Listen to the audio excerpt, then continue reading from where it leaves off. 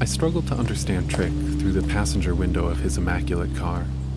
He spoke so softly and with a southern accent thick enough to lack pauses between words and sentences. He pointed up the road north and west, offering me a quiet stream of words from which I understood little, but he smiled at me, wearing his mechanic shirt with a breast patch bearing his name, TRIC. So I got in, and I sat my giant blue backpack on top of my lap, and I noticed the massive speakers behind me that filled the entire back seat. We spoke very little as we sped off down the road. Instead, we watched the watermelon fields and the outcroppings of ivy-choked trees blast past us at highway speeds.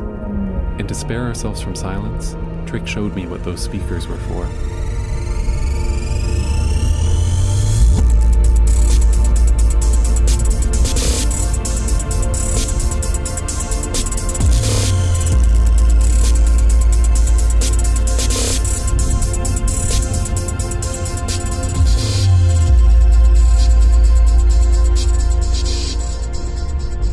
The fast rolls of hi-hats flew out our open windows and over the landscape of the Mississippi Delta.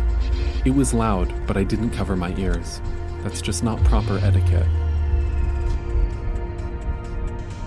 As we arrived at the casino, Trick pulled off the highway and the car stopped, and to my surprise he leaned over to me. He cupped his hands around his mouth to amplify himself, and he leaned up close and told me something. He separated each word as much as possible for the sake of my understanding, and he spoke it with the stoicism of a blessing. It was just a single sentence, one that I wasn't sure was true. I'd have to mull it over for a while.